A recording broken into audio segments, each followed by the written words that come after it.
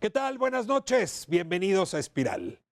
Hoy hablaremos de educación en nuestro programa, un tema que cada vez nos interesa, nos convoca, nos apela con mayor intensidad. México cuenta cada día con mejores instrumentos para medir cómo está el proceso de aprendizaje y de enseñanza dentro de las aulas. El pasado 6 de noviembre se presentó al público los resultados de Planea Educación Básica. Datos interesantes a observar, no todos catastrofistas y que algunos merecen un análisis más sofisticado. Para hablar de estos resultados, hemos invitado a dos consejeras del INE, Teresa Bracho, Margarita Zorrilla, y a la académica Ana Razo, justamente para ver la letra pequeña de esos resultados, entender cuál es su dimensión y lo más importante, leerla con cuidado para saber hacia dónde debe conducirse la política educativa y el presupuesto educativo. Planea es el tema de esta noche. Comenzamos.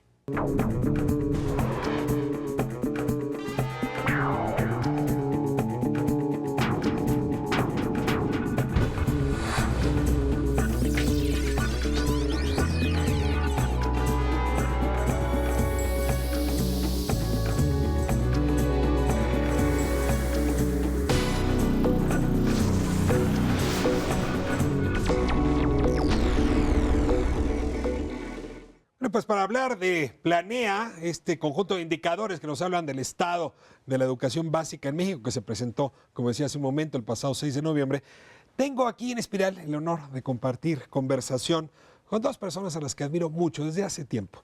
Especialistas en el tema, pero que además hoy tienen una gran responsabilidad. Ambas son consejeras del Instituto Nacional para la Evaluación de la Educación. Y bueno, pues como es tradición aquí en Espiral, les voy a pedir que ellas mismas se presenten. Margarita Zorrilla, comenzamos con usted. Muchas gracias, Ricardo, por invitarnos. Buenas noches a quienes nos estén escuchando. Pues yo soy Margarita Zorrilla, soy consejera, actualmente funjo como consejera de la Junta de Gobierno del Instituto Nacional para la Evaluación de la Educación. Tengo prácticamente toda mi vida dedicada a la educación. El tema que ahora nos convoca, al que nos has convocado tú, tiene que ver con la calidad de la educación.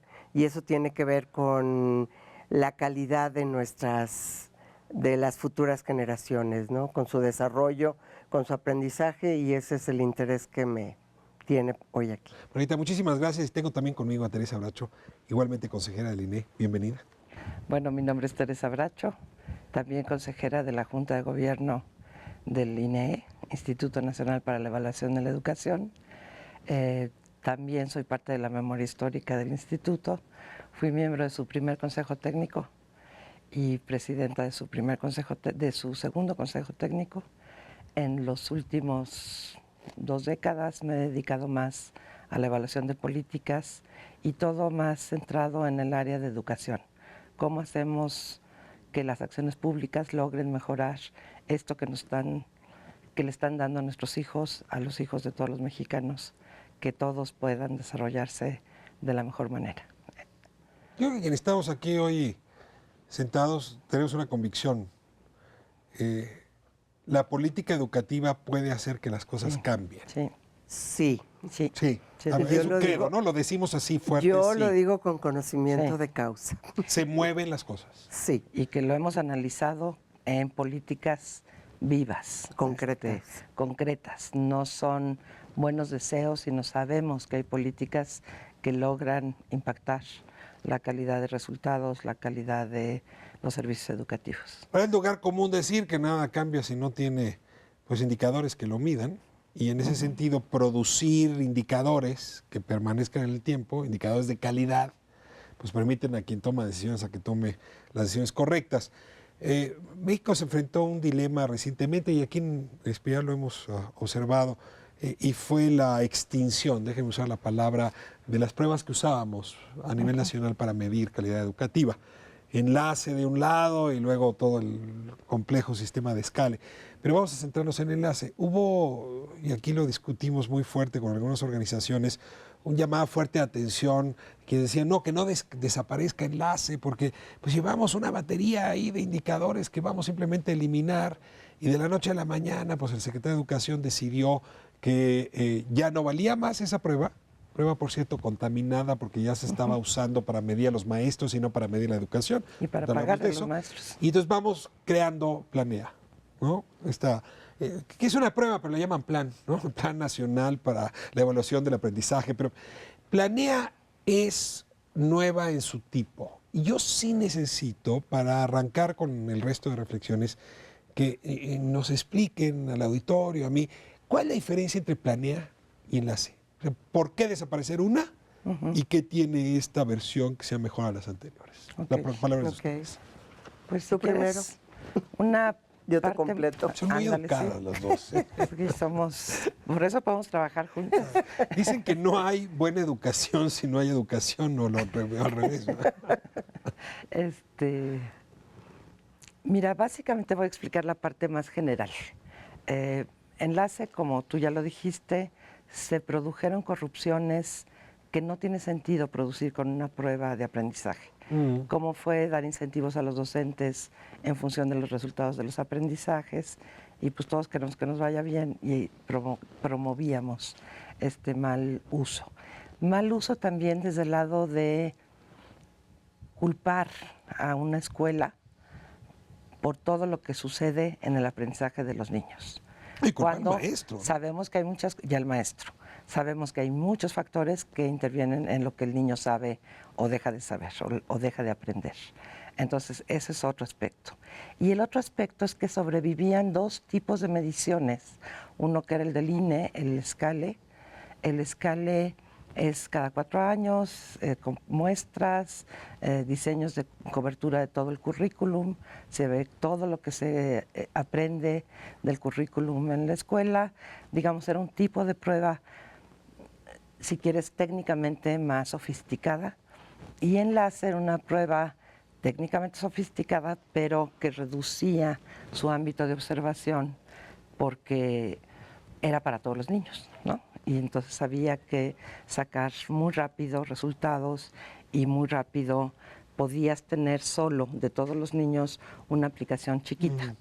Planea lo que hace es una mezcla de estas dos. Tiene evaluaciones que son de cobertura curricular completa, o sea, de todo lo que aprendes en el curso, pero también tiene esta aplicación censal, que es la que aplica la Secretaría, que está interesada básicamente en buscar que los maestros sepan cómo mejorar su escuela, ¿sí? Que vaya orientada a la escuela. Y en la otra busca dar cómo está cumpliendo el sistema los objetivos que se propone. Básicamente esa es la razón del plan, que las dos pruebas queden bajo el paraguas de un solo plan. A ver, teníamos un problema inicial, y es que construimos una prueba que servía para medir, así se llamaba, el logro académico de los estudiantes. Es decir, cómo El habían logro aprendido, escolar. logro escolar.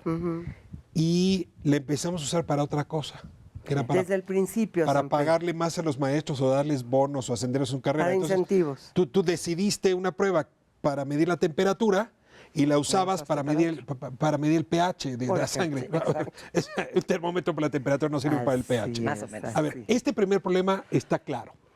Se resuelve ahora. Pues eso es lo que Planea ya no se usa para medir Planea, el pH de los maestros. No. No, Planea está, el propósito fundamental es que pueda ofrecer información que permita analizar lo que sucede en la escuela. Y aquí hay como muchas visiones de los maestros, ¿no? Si mis alumnos no participaron en la prueba, entonces a mí esa prueba no me dice nada, ¿no? Esta idea de las muestras, por ejemplo. Si Y no que hay- mido toda la sangre, no sé cómo está la sangre. Cuando basta que con que le saques tantita, Ándale, una gotita, ya ándale. sabes Y cómo eso está. todo el mundo lo entiende. Pero ¿por qué no lo entiende uno en la escuela? No sé, nos cuesta trabajo. Y el hecho de que se haya decidido aplicar a los grados terminales de sexto de primaria, tercero de secundaria y tercero de prepa, tiene que ver con que esos resultados te permitan hacer una reflexión y un análisis de lo que vienes empujando o arrastrando desde primero de primaria y luego desde primero de secundaria o primero de prepa, según los tramos escolares, ¿no? Y ese es uno de los desafíos más grandes que tiene Planea en términos de su uso en las escuelas, ¿no? Ahora, estos termómetros valen en tanto permanecen en el tiempo. Todavía recuerdo, tú tienes una experiencia en Aguascalientes larga, cuando los gobernadores se quejaban del INEGI. Decían, es que contaron mal a mi población y eso tiene intención política porque me quieren reducir el presupuesto. Hoy ya nadie discute si el INEGI mide mal o bien. Mide bien el Producto Interno Bruto, la población, el ingreso, el gasto.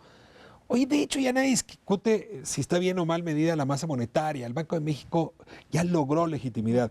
Yo quiero preguntarles si ustedes creen que Planea es una herramienta que va a permanecer en el tiempo y le va a dar al INE con doble E la legitimidad que requiere pues para medir algo tan importante como es la masa monetaria o el tamaño de la población, que son los indicadores educativos. Pues a mediano y largo plazo esa es la aspiración.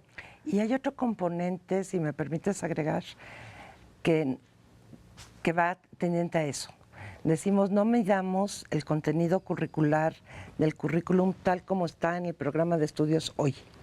Midamos las habilidades generales que se supone que debe formarse en la escuela, como para que, si cambia el currículum o no, seguro esas habilidades van a seguir siendo sustantivas en el aprendizaje. Y tal vez le agreguemos otras dentro de, no sé, 10 años, yo qué sé.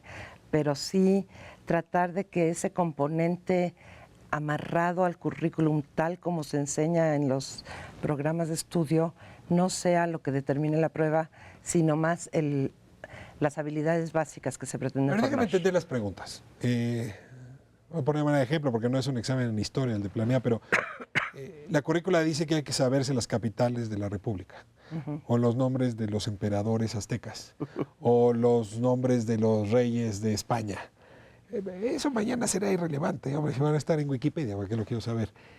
¿Cómo está diseñada Planea para no hacer una evaluación de esos conocimientos memorísticos, sino de competencias, de cómo reaccionar frente a datos? Mira, pues la primera cosa es que se eligen dos áreas que son las áreas que estructuran y que te ayudan a desarrollar los otros conocimientos, que es por un lado la lengua y por otro lado la matemática. Corres el riesgo en este tipo de evaluaciones de que lo importante sea solo eso. Y ese es un riesgo que tenemos, contra el cual tenemos que luchar, porque la escuela no solo se dedica a eso, ¿no? Pero esos son los aprendizajes vehiculares, ¿no? Que te ayudan a transportarte. Ahora, Pues, si mides bien eso, luego puedes agregar pruebas que te van a medir lo otro. Pero así no es. puedes dejar de medir lengua, Así, comunicación y matemáticas. Así es, por eso en pruebas internacionales, las más famosas, como PISA, que seguramente muchos de los que nos escuchan la conocen, esa prueba se pensó para chicos de 15 años que están en la escuela y la pregunta central es ¿qué deben de saber en ese momento de su escolarización? Y ahí es, en ese Y caso, ahí es miden idioma, lengua competencias para lectura, competencias en matemáticas y y científicas. física, científica, química. Científicas, y le han ido añadiendo Que otros Planea módulos. no tiene esta última, ¿verdad? Todavía no. Por eso de ese TERE que se tendrán que ir incorporando. De hecho, en esta ocasión, nada más que los resultados todavía no se presentan, se añadió una valoración sobre la convivencia escolar, que es una habilidad socioafectiva, vamos a decir así, que es de una naturaleza completamente diferente. ¿Esa está en Planea también? Esa está en Planea y es por primera vez que se aplica, pero está las bases de datos y en proceso de análisis. Dividen en 4 calificaciones, ¿no?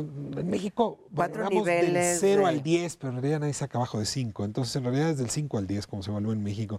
Lo que hace el INEGI es decir, vamos a evaluar 4 niveles, ¿no? Nivel 1 de conocimientos, diría yo, apenas sabe leer, apenas entiende conceptos, apenas puede utilizar símbolos matemáticos. Un segundo nivel donde ya hay cierto nivel de sofisticación. Un tercer nivel donde el muchacho ya agrega conocimientos, discute con los conocimientos. Y ya un cuarto nivel que llamaríamos de excelencia. 6 de noviembre, ya nos lo esperamos todos. La mitad de los alumnos están mal. De los 24 millones, 12 millones más o menos se encuentran en nivel 1. No es sorpresa. No. ¿Algo que les haya llamado la atención de ese nivel 1 antes de pasar a los otros niveles? Ya sabíamos que estaban así. Pero ya lo sabíamos desde antes. Ajá. Digamos, no sabíamos el número ¿no? Sí, lo No sabemos podíamos desde saber hace exacto, pero lo sabemos desde que empezamos a medir el aprendizaje. Hay problemas serios en la transmisión de conocimientos en la escuela, ¿no? Lo que es importante saber, digamos, lo que quiero poner en la discusión es importante saber qué es lo que sí saben hacer. Exacto. ¿Sí? ¿Cuál es su Más de punto? cuál es el grado máximo de excelencia que podría llegar a saber un niño de sexto de primaria o un adolescente de tercero de secundaria, qué es lo que sí saben estos niños de sexto de primaria, a partir de lo cual tengo que empezar a hacerlo crecer, ¿no? ¿Cómo es que lo puedo llevar de este nivel 1 a un nivel 2, 3 para tercero de secundaria o 4? Si te forzara a expresar aquí tu deseo, prueba planeada 2015. Estos son plazos largos, ¿eh? Sí. Prueba planeada 2025. Ajá. Hoy traes a la mitad de la población nivel 1. 2025, ¿qué podríamos esperar? Que ese sea un 12% y en nivel 2 y 3 se reparta, el otro 50%. Si cabe la posibilidad de mover así. Sí, Sí. y solo sí Sí. haces acciones para que eso suceda. No es mágico. No, por magia y porque por más que los evaluemos, aunque mañana los volvamos a evaluar y el año que entra los volvamos a evaluar, el resultado va a ser muy similar, a menos que haya intervenciones Teledirigidas. políticas en las escuelas, en los maestros, que provoquen este amor por el aprendizaje, este aprendizaje de lenguajes lógicos, que eso es el lenguaje y eso es la matemática. Cada época tiene su oráculo. Los griegos le preguntaban a Delfos, ¿qué hago? Yo le voy a preguntar a Planea. A ver, dados estos resultados, ¿qué hago? No Yo le sí les pregunto a preguntaría, Planea. ¿qué hago? Bueno, ahí ya sabemos o sea, lo que dijo Tere ahorita es fundamental. Primero, no porque te midas el azúcar 3 veces al día, pero no haces lo que tengas que hacer, se te va a controlar la diabetes, ¿verdad? Eso lo podemos, o el otro ejemplo que dan, no porque te peses en la báscula cada hora, vas a bajar de peso, ¿no? Tienes que hacer acciones y intervenciones, decía Tere, y hay que buscarlas según las poblaciones, Pero según las regiones y demás. Déjame ponerlo en tono ridículo, pero me permite hacer la pregunta. Vamos a suponer que el médico te dice, mira, da tus análisis de sangre, traes muy alto el colesterol y te receto 10 Padres Nuestros. No, pues yo Traes muy alto el porcentaje en nivel 1 de matemáticas y te receto laptops y tabletas para todo mundo. No, es lo que es como los Padres Nuestros, la verdad. ¿Qué No. tienen que ver las laptops y con el problema en matemáticas? No, pues Tere lo dijo, o sea, hay que trabajar con los profesores, que son los adultos que cercanamente están a los chicos todos los días, frente a los niños todos los días. Hay que ver la manera de que los papás contribuyan a esos aprendizajes y ahí nos enfrentamos socialmente a una realidad que no es la que vivimos nosotros tres cuando estábamos en la primaria o en la secundaria. O sea, yo tuve una mamá de 24 horas, pero mis hijos no tuvieron una mamá de 24 horas, ¿no? Entonces, hay una serie de realidades sociales que sí tienes que calcular y tomar en cuenta porque tu intervención puede ser, ok, los docentes, muy bien, pero no a todos los docentes les vas a dar lo mismo, sino según lo que requieran. Digo, para empezar, los docentes que atienden escuelas, atienden niños de 3 grados distintos, pues esos docentes requieren un tipo de apoyo diferente a los profesores que están en zonas suburbanas, que tienen 60 alumnos y que tienen una circunstancia cultural y social completamente distinta. Y a todos tienen que lograr esos básicos. Yo tuve ahí una percepción que quiero compartir con ustedes, incluso para afinarla, incluso corregirla. La gran mayoría están en el nivel 1. Realmente es muy poquito el porcentaje de alumnos de educación básica que están en nivel 4, los de excelencia. Si la memoria no me falla, como 2.1% de los estudiantes en primaria. En básica, o sea, ¿Quieres el dato exacto? se, No lo encuentra, recuerdo para acá. se encuentran en lengua y comunicación, se encuentran en nivel 4. En el tema de matemáticas es como 3.5, también así en nivel 4. Pero observar a este 2.1 y a este 3 punto y cacho nos permite saber qué sí está funcionando. Es decir, ¿por qué esos niños están obteniendo notas de excelencia? Entonces, les voy a voltear la pregunta. Es una buena ¿Qué pregunta. condiciones se tienen que replicar para que un número mayor de mexicanas y mexicanos logren llegar al nivel de excelencia sin que eso tenga que ver con la familia de origen, sin que eso tenga que ver con el estado donde está la escuela o con si es privada o pública o si es indígena o... Pero ahí en fin. está, tu hipótesis es que es el sujeto. Lo per dejo se. como pregunta y les pido que nos vayamos a corte para que me la respondan. Y voy a invitar a un especialista en el raso también para que nos acompañe en esta entrevista.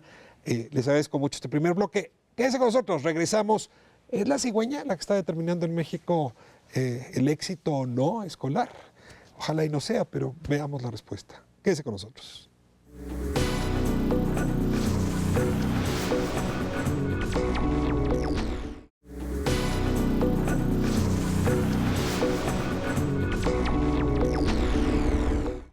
Estamos de vuelta en Espiral, hablando de Planea, esta prueba que se dio a conocer el 6 de noviembre y que pretende ser conjunto de indicadores que nos irán diciendo en el tiempo cómo va evolucionando el sistema educativo mexicano, los conocimientos, las competencias de nuestros estudiantes, sobre todo en educación básica.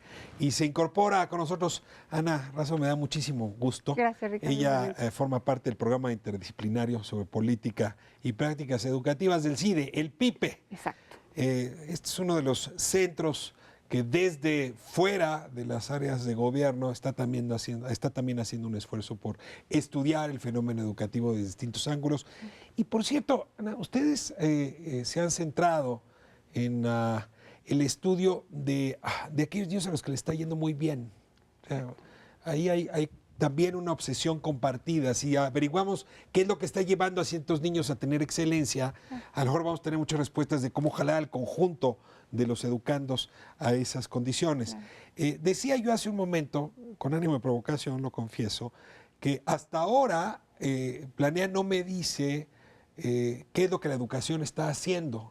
En cambio, me dice qué es lo que está haciendo, digamos, lo que ocurre fuera de la escuela. Si la escuela es rural o urbana, la diferencia es dramática en la excelencia de los niños. Si está en una zona marginal o no, si la escuela es privada o es pública, si los papás de los niños tienen casa con 5 habitaciones o con 3 habitaciones o tienen una casa con una sola habitación, los síntomas de excelencia varían dramáticamente. Eso me hace suponer que es la cigüeña la que determina los resultados en Planea, no la escuela. Empezamos contigo, si tienes opinión, y quiero estar con Tere porque me decía, no, está siendo injusto, la cigüeña tiene que ver, pero no tanto. Pero antes déjame, te doy la palabra. No, solo brevemente tienes razón. La prueba nos da un conjunto de información que podemos tener sobre el contexto, pero no es suficiente. Realmente lo que necesitamos saber es la experiencia educativa, qué ocurre dentro. Y ese es el tema que tenemos que cubrir. Necesitamos saber qué está pasando entre el profesor y entre los alumnos.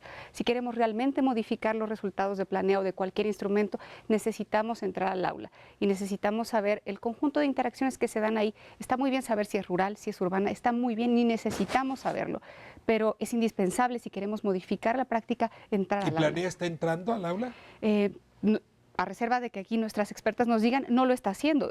No está diseñado para eso, está diseñado con unos fines específicos, pero lo que digo es que necesitamos mediciones complementarias. Un instrumento que haga todo es muy complejo y la validez sería delicada y sensible, pero sí podemos buscar otro tipo de acercamientos a la práctica, a la médula de lo que sucede en el aula, y eso tiene que ser complementario. ¿Es la cigüeña o no es la cigüeña, Tere? No, no es la cigüeña. A ver. Yo luego te digo por qué no es la cigüeña. La cigüeña juega. Digamos, de 1 al 10, ¿cuánto juega la cigüeña? Ay, no lo pongamos así. Vamos a ponerlo más como razonamiento. Vamos a suponer, si jugara 10, la educación no importa. Así es. Sí, no, claro si juega 3, la educación importa mucho. Si jugara 10, créeme que ninguno de nosotros estaríamos aquí.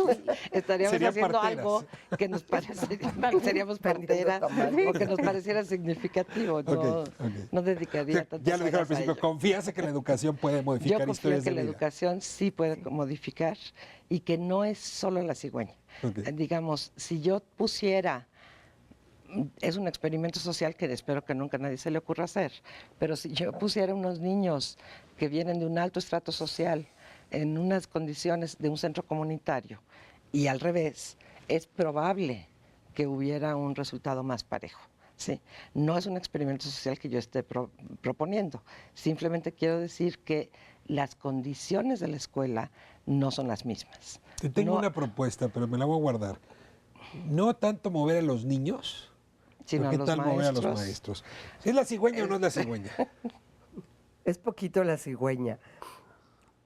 Si pensáramos que es la cigüeña, ni la educación, ni los psicólogos, ni los terapeutas tendrían ningún sentido.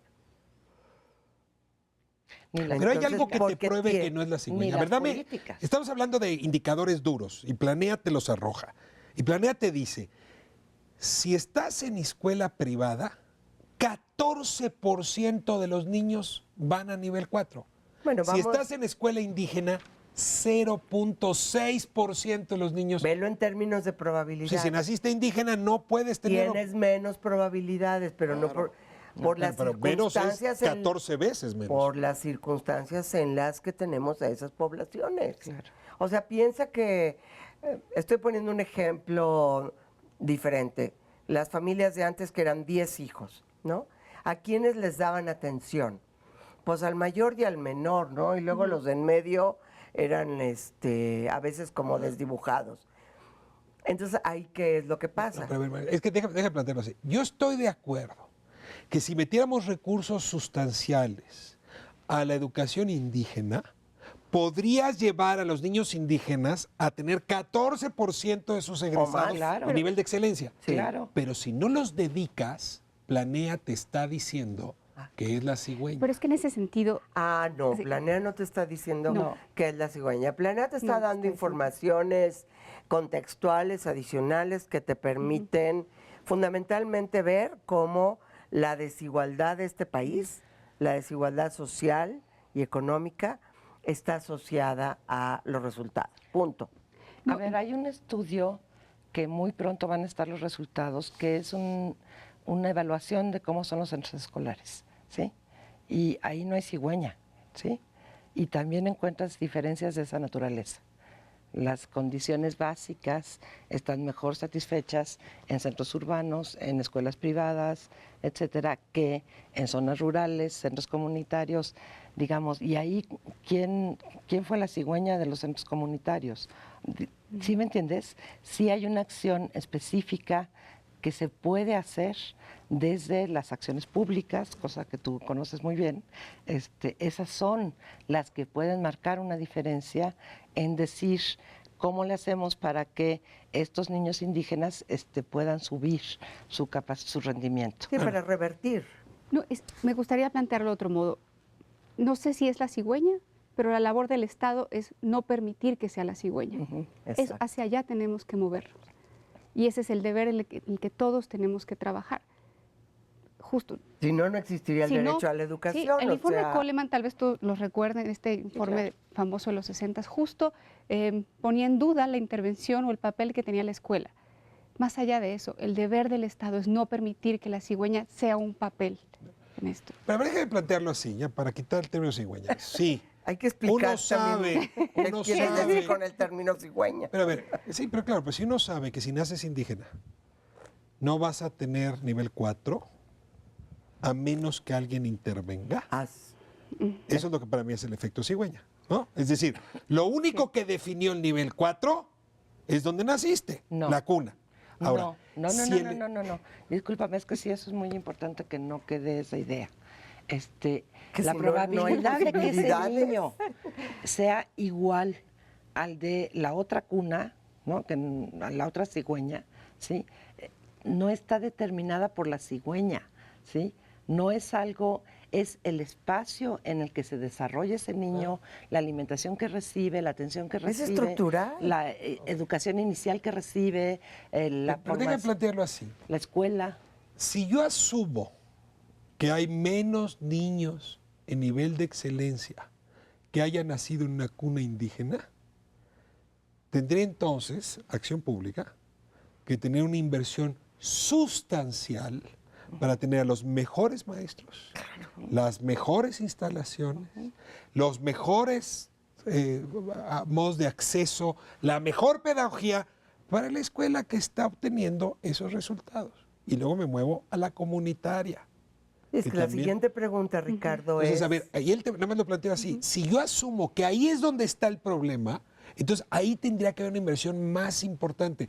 Y regreso ahora sí a la pregunta que te hacía hace un rato. No, hombre, no vas a llevar al niño de Ocosingo Sí, a claro. venirse a vivir a la Benito Juárez de la Ciudad de México. Por supuesto. Pero sí me llevaría al maestro de la delegación Benito Juárez con un triple de sueldo a ir a dar clase en Ocosingo. Eso es parte de lo que está trabajando en los incentivos que se están generando. Eso es en uno a de los donde tenemos programas que De caminar. promoción en la función, por ejemplo, lo que se hace es diferenciar sustantivamente en qué zona estás trabajando como para que recibas un incentivo mayor o normal, ¿sí? Entonces, eso es parte de los objetivos de esta reforma educativa. Pero yo creo que sí hay que pensarlo más Claro. estructuralmente. No, claro. O sea, porque en esto Ricardo tiene toda la razón. O sea, desafortunadamente, no voy a entrar a las razones, porque serían muchas, o como decíamos antes, son históricas. El sistema educativo, en lugar de atemperar las desigualdades sociales, las profundiza. Te doy la cifra, 46 veces más probabilidad tiene un niño de escuela privada de obtener nivel 4 en Planea que un niño indígena. A ver, perdón, pero eso no es una comunicación, es una comunidad que apueste por la equidad. O sea, sí es un problema. Bueno, pero por lo menos ya estamos aquí discutiéndolo Ya lo contigo, sabemos. Ricardo, por Dios. O sea, si esto ya está en la televisión y podemos hablarlo Y permíteme- con los datos y hablarlo de frente, ya estamos en otra cosa. Y si me permites, también es un resultado preocupante que sean tan pocos en el nivel 4. Me parece que de todas formas es muy preocupante. A nivel país, independientemente. A nivel país promedio. En e incluso PISA, en las en su mejores nivel más alto es condiciones. 16% No, promedio. claro que no. En México no. No, en PISA, OCDE, todos los países, Sí. en La el último media- nivel es un promedio de 16% en el último nivel, ¿no? No, Aquí Pues tenemos el depende, 4%. depende si es lectura, matemática, social. Ok. sí es. Pero hay unas variaciones enormes. Pero las variaciones por país son muy altas. A ver, entonces, Y México está abajo en esa, mucho más abajo que todos los demás. Si México tiene puntos, Ana. es una cosa. ya nos pusimos de acuerdo.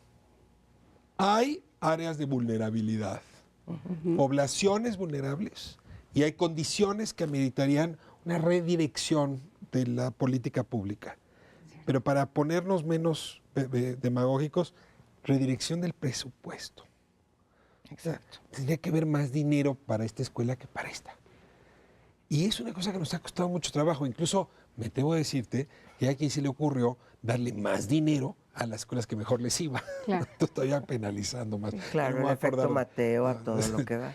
A ver, presupuesto, que es una cosa que también han estado ustedes muy metidas en el PIPE. Presupuesto versus las necesidades que los indicadores ya están marcando. Claro. Pero aquí lo importante es saber presupuesto para qué, o sea, dinero para qué. No, más recursos o más dinero, si no modifican la experiencia que ocurre dentro del aula, y perdón que insista, no van a funcionar. Hay que tener claridad de saber a dónde voy a destinar dinero y para qué lo voy a hacer. Por supuesto que necesitamos escuelas con infraestructura digna, para empezar, pero también necesitamos invertir en la profesionalización docente, en modificar la Desde la experiencia. formación. Exacto, desde la formación de los docentes. Del Claramente, acero. Planea nos dice, hay un problema en el aprendizaje, hay un problema en el despertar el interés de los chicos por aprender y de los maestros por sostener ese interés. Hay un problema. Quiere decir que la inversión tal vez debería estar enfocada teniendo eso en mente. No estoy diciendo que no importe la infraestructura, no estoy diciendo que no importen condiciones del cascarón, por supuesto que importan, pero si no tenemos claridad de para qué se va a hacer ese presupuesto y en dónde, es muy posible que no tenga los efectos que estamos buscando. Y quizás hace falta ponerle más recursos de inteligencia y de recuperar el conocimiento que existe ya sobre el sistema. Ahora lo que O sea, hay es- sobre cómo operan las cosas y quizás no pensar a nivel nacional, super macro, sino pensar a nivel de una entidad federativa y al interior de la entidad en sus regiones. O sea, sí tenemos que pensar de otra manera. No sé, tú podrías añadir Sí, algo hay sobre una esto, cosa ¿no? que sí me gustaría poner también sobre la mesa y es, normalmente decimos que tenemos problemas de aprendizaje. Y yo creo que no tenemos problemas de aprendizaje, eso no lo sabemos. Lo que nos queda claro es que hay problemas de enseñanza, ¿sí? O sea, no culpemos a los sujetos que tuvieron que ser educados, ¿sí? De esta medición. Entonces, sí hay que pensar en eso, porque donde hay que poner atención es en la escuela. La que tiene que ser un lugar privilegiado de aprendizaje es la escuela, por definición. No me quiero poner exquisito. A ver, Margarita. Mira, nada más voy a añadir algo a lo que dice Tere, nada más que, o sea, estamos ahorita en una reforma educativa de una complejidad inimaginable. No la voy a explicar, no se trata aquí de ponerme a hablar de la reforma. El instituto tiene que ver, es uno de los actores principales de la reforma. Y uno de los elementos centrales de la reforma tiene que ver con los docentes. Y tiene que ver con su profesionalización y tiene que ver con la evaluación para que esa profesionalización tenga sentido. O sea, nada más imagínate el desafío que tenemos, ¿no? O sea, no puedes evaluar así nada más, sino tienes que afinar la mirada. Yo creo que eso va a dar sus frutos más pronto de lo que pensamos. A ver, voy a utilizar la reflexión de Ana para soltar una provocación. Planea nos va a ayudar a entender el nivel de aprendizaje. Nivel de logro, sí. El servicio profesional de carrera magisterial nos va a ayudar, ahora sí con un buen termómetro, a medir la calidad de la enseñanza. Pero Bueno, en Ana, algunos aspectos sí. pero Ana dice, lo importante no es una cosa ni la otra, sino su relación. Sí, claro. Claro. Entonces, lo que ocurre en el En la aula. escuela. Y digo, yo tengo mis libros favoritos, pero uno de los que más me gusta como material de trabajo es aquel texto sobre el ambiente moral de las escuelas de Carvajal y Fierro, que son estas observaciones de muchas horas en el aula, viendo cómo se enseña y qué valores, en fin. Y de pronto, ¿y el INE trae alguna prueba que permita ver esa sinapsis entre aprendizaje y enseñanza? Les dejo aquí, nos vamos a corte y me cuentan qué más se está haciendo para entender este encuentro entre oferta y demanda educativa. Vamos a corte y regresamos. Siga en Espiral, por favor.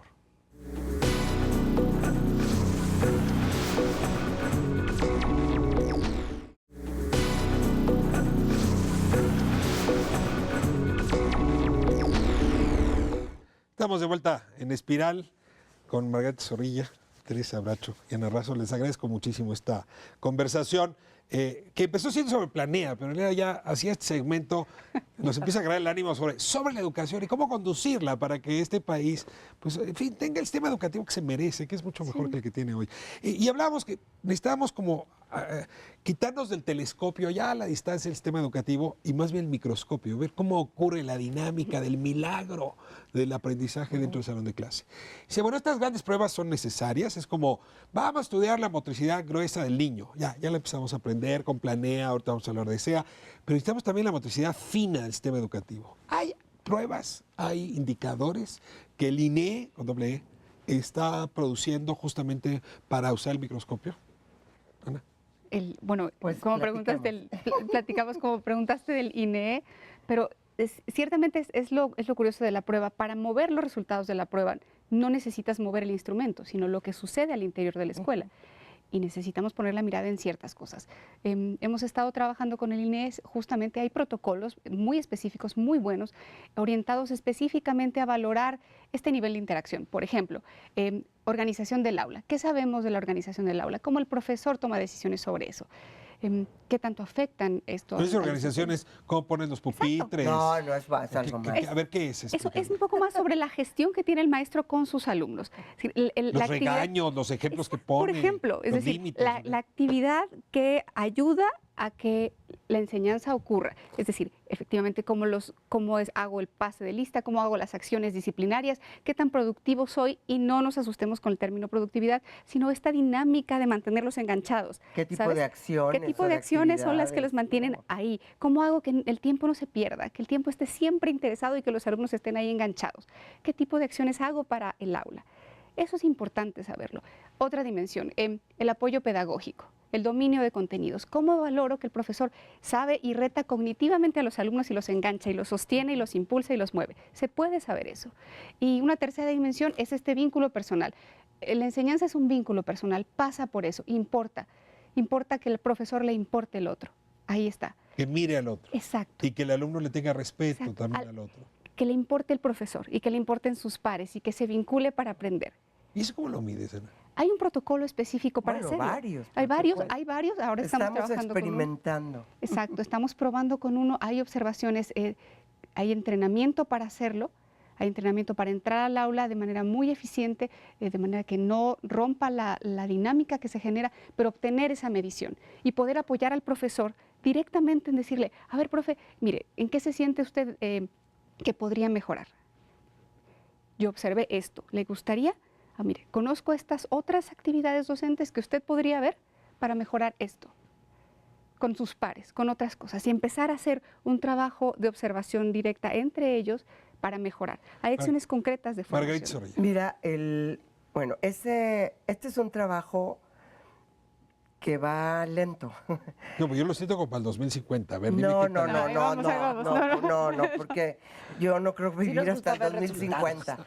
No, mira, nosotros tenemos un sueño y el sueño es que podamos desarrollar este tipo de instrumentos para ponerlos en manos de los directores, de los supervisores y de los asesores técnico-pedagógicos e incluso de los propios maestros, ¿no? Que pueda haber una especie de Son como monitoreo espejos de entre cercanía, pares. pues. Sí, de cómo se ve el otro. No para una evaluación donde te voy a calificar y te de alta. O sea, no vas a poner lo que ahí pasa en primera plana de un periódico. Exactamente. Esto realmente sí es útil. Exactamente, eso es lo que queremos. Entonces, se están formando equipos lentamente, porque claro, todo el mundo dice, no, hombre, esto es para el 2050, Sí. y hay un desaliento. No es para el 2050. Y en la medida que empecemos a sacar las primeras cosas para colocarlo en manos, hay un grupito que está trabajando enseñanza de matemáticas, por ejemplo. O sea, que va a focalizar esto que decía Ana, pero solo en enseñanza de La matemáticas. asignatura. Porque cada no es lo mismo enseñar matemáticas que historia, que lengua, o sea, varía. Pero a ver, te voy a lanzar una preocupación. No lo convencí. Y perdóname si pongo el lugar común. Carvajal y Fierro, regreso. Insisten en que en México los valores morales no se enseñan a partir del valor que en sí mismo tienen. ¿No? O sea, mentir en sí mismo genera problemas para tu vida, para el ambiente social donde estás. Sino que en realidad el maestro se coloca como si él y la ley fueran lo mismo. ¿No? Y entonces él se coloca, el maestro, por encima de todos. Jerárquicamente, me obedeces porque soy yo, porque lo digo yo. Y en ese momento no se construye una dinámica de pensamiento crítico. ¿No? Sí. Esta es una generación de maestros que hoy tiene que transitar a otra donde tendrá que ser el ambiente totalmente distinto. ¿Qué tan posible? Vamos a suponer que estos elementos te llevan a suponer que es muy autoritario el maestro y que se pone a sí mismo ejemplo y no el valor en sí mismo. ¿Qué tanta posibilidad hay de realmente mover a toda una camada de profesores para transitar hacia, pues no sé, un ambiente más crítico, más democrático, más bidireccional, más recíproco? Te la voy a ampliar. O sea, no fue Pero dale la suficientemente salida, compleja la dale, problema. espera. Digo, pregunta, no voy a hacer claro, más. salida, porque ¿Qué nos tal que vamos no a solo quedar en el movemos a los 2050? profesores, sino movemos a toda la sociedad mexicana? ¿Sí? Yo creo que ese no es un problema de nuestros profesores, sino de toda la sociedad mexicana. Y te voy a dar la salida, ¿no? Para que no digas que vamos a llegar hasta el 2050, porque no creo llegar al 2050, aunque la ciencia va avanzando. Qué miedo. Hay resultados que dicen que entre más expectativas tienes del niño, el niño se desarrolla mejor. Si el maestro llega y le dice, ustedes son una bola de burros, pues mírenlos, son indígenas, no van a salir de No puedo burros. esperar mucho de ustedes, ¿Qué voy a ¿no? esperar de ustedes? El niño, pues claro que no va a aprender, ¿sí? Si tú llegas y el niño lo estimulas y crece en él y lo ayudas a crecer, también el niño se desarrolla mejor, ¿no? ¿Qué tal que son cosas como esas? ¿Qué tal que si creemos en nuestros maestros? Porque tú generalmente usas el término de los maestros como si todos fueran iguales. y yo conozco de Tenemos chile dulce y unas manteca. joyas en el sistema O sea, son unas educativo. maravillas. Yo te puedo presentar muchos. Aquí los hay que traer, No, los aquí. te los Entiéndeme, podemos soy traer. víctima de una propaganda que me dice que el profesor Por no va eso. a clases y Pero que el profesor no Ah, sé. no, a mí te me traemos. Pero me voy a salvar de esa Pero yo crítica que quiero ser algunos han parte promovido, te lo prometo. de la otra propaganda que no es propaganda, que sí conoce el sistema, que te dice hay de todo. Hay maestros maravillosos en la sierra y en Probablemente en la la sierra son más heroicos. Y en el pero son Zócalo. pero hay.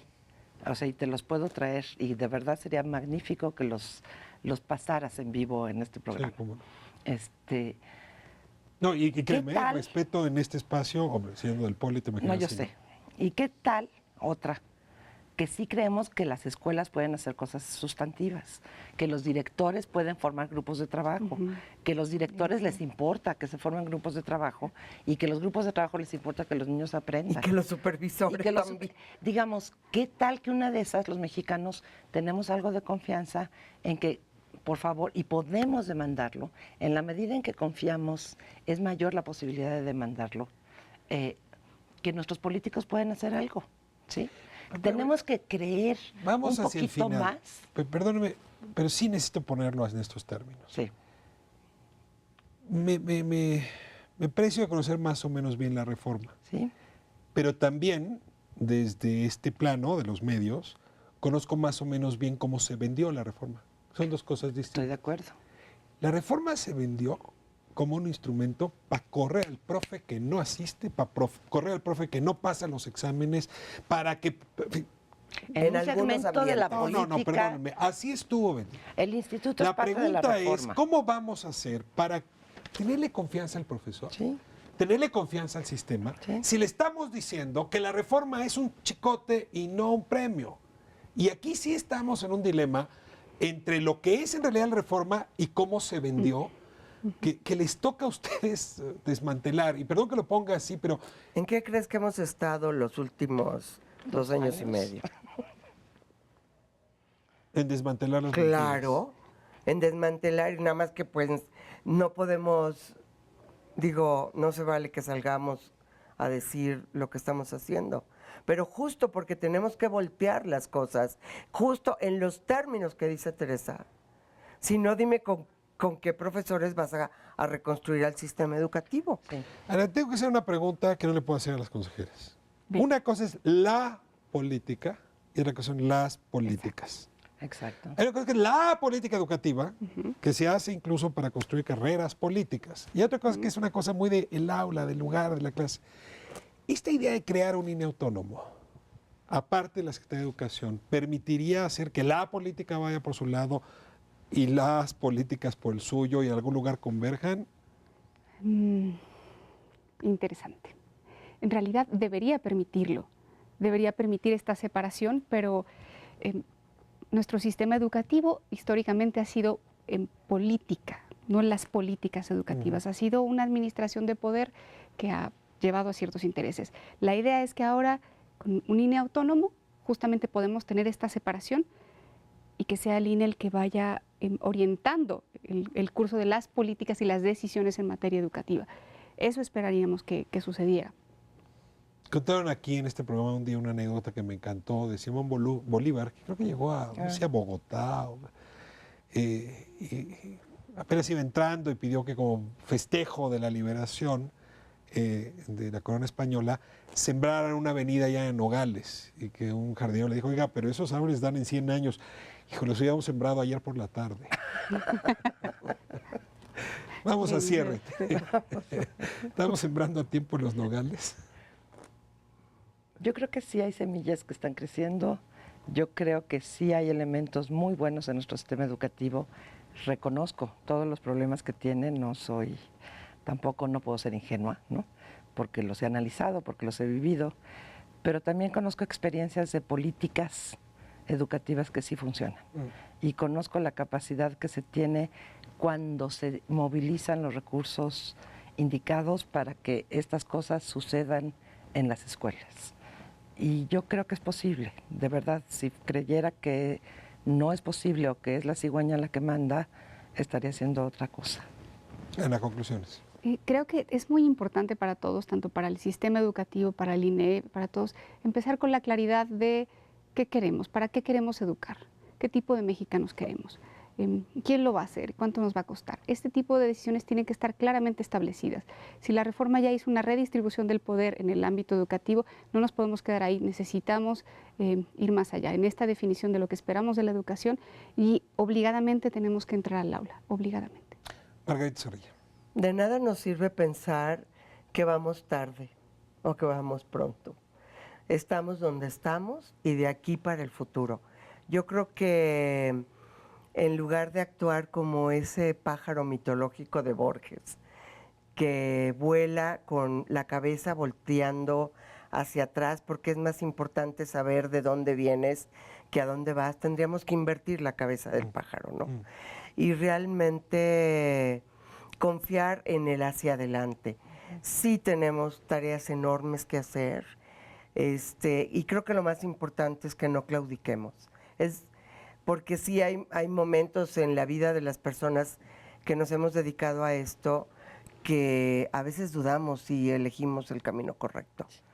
Sin embargo, creo que lo más importante es que no claudiquemos y que sigamos buscando y que tengamos la convicción, no solo la esperanza, sino la convicción de que sí se puede porque tienes elementos, porque tienes ejemplos, porque tienes multitud de cosas que te lo demuestran.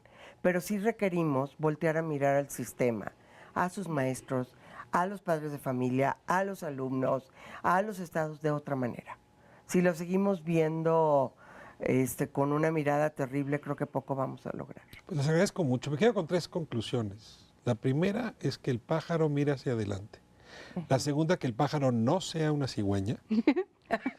Eso es importante. Y la tercera, el modelo pedagógico importa. Y se necesitan elementos no sacados de la chistera, pues, sino Sí, claro. duros, ¿no? Este tipo de investigación, la que permita construir ese modelo que presuntamente a partir de enero vamos a empezar a discutir. Así es que esta puerta está abierta y les rogaré que regresen para conversar con nosotros. Gracias a las 3. Será un placer. Y bueno, pues si hay gracias más a ti, mexicanas gracias. como ustedes, esto va por buen camino. Nos vemos próxima semana. Muchas gracias por habernos acompañado esta noche en Espiral, por habernos permitido entrar a sus hogares. Para hablar de la educación, sin duda, el tema que por lo menos a mí me importa más. Nos vemos la próxima semana aquí en su Canal 11.